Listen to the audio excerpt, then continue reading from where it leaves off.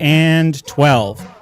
In the studio tonight, I am Brett, and with me is Cory. How you doing? I'm good. Oh, let me put your old mic on there so you can talk on the show too. Hey, is my mic on now? Yeah, you sound great. So to answer your question, I'm doing well.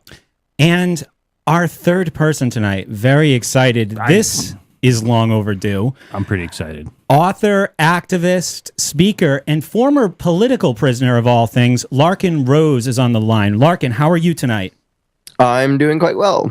Great. It's great to have you with us. I have to tell you before we even get started, we've had some pretty stiff competition in this time slot for the last couple weeks. Last week we were up against Mitt Romney's acceptance speech, and tonight we're actually up against Barack Obama's big speech, and it's going to have to be like the best speech ever, I think, to get him. I think they're going to call it the "You People Will Fall for Anything" speech. So I wanted to start the show with a little thought experiment.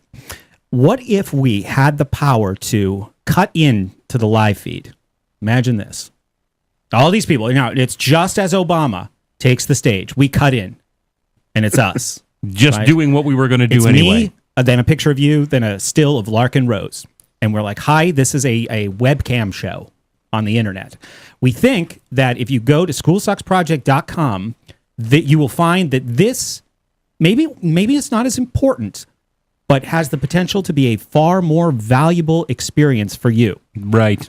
What do you think? How many people do you think would come over from Obama? I would disagree with the not as important part by a long shot. Yeah. This is way more important than whatever garbage you want to.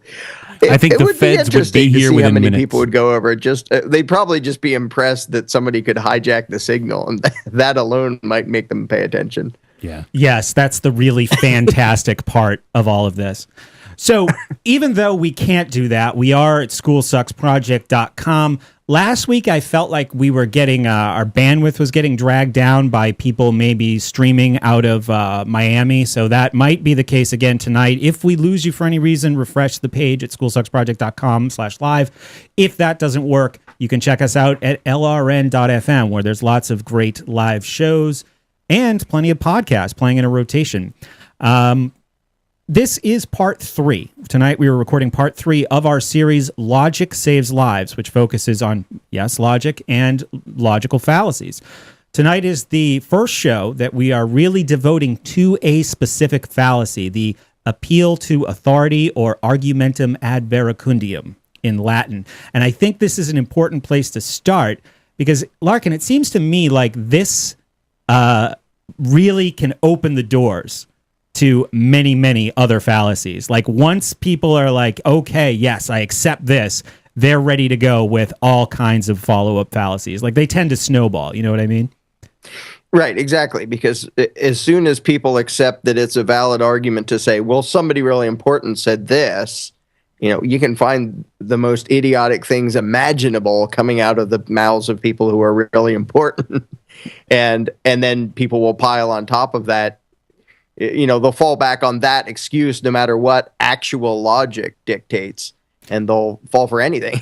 Right. So I want to give people a clear definition, and this comes from the website, yourlogicalfallacyis.com, a great website, fun website. They've got a little interactive poster over there that you can check out, and it's probably, I would say they have it distilled down to maybe the 20 most frequently used fallacies, which is very helpful to learn and to use in your conversations with people you might be trying to convince, or if they're making a claim or expressing an opinion or asserting some kind of call to action. It's good to be able to spot these things in real time, but it takes a little practice. So it's good to distill it down to the basics, because if you look at the whole science of logic, it's a little overwhelming at first. Here's the definition.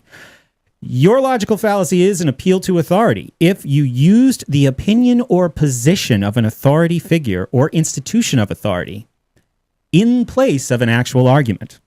It is important to note with this fallacy that authorities in given fields may very well have valid arguments, and that one should not dismiss another's experience and expertise. To form an argument, however, one must defend it on its merits, i.e. know why the person in authority holds that particular position that they do. It is, of course, entirely possible that the opinion of a person or institution in authority is wrong. Therefore, authority, the authority that such person or institution holds does not have any intrinsic bearing upon whether the claims are true or not.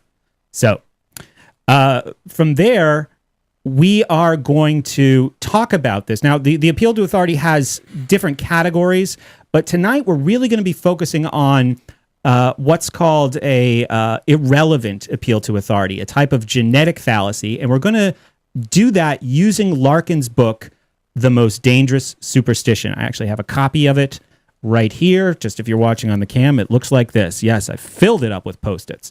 So we have a lot of notes that we want to go over. But Larken, I think, you've been at this for well over a decade. I want to start with just a couple softballs about the book. What inspired you to write this book? Well, actually, I started writing it about 15 years ago, but intentionally didn't finish it until I thought I could do the best job I possibly could. What inspired me to write it is basically my own journey into giving up the belief in authority. And by the time it was finished, I thought, wow, it was kind of stupid that it took that much time and effort for me to come to grips with something that should be patently obvious to almost everybody. So I'm going to see if I can give people a lot faster way to do what took me years and years and years to do, and try to encapsulate basically the disproof of authority in a couple hundred pages. And when I finally thought I could do that as best as I'd ever be able to do it, then I released the book.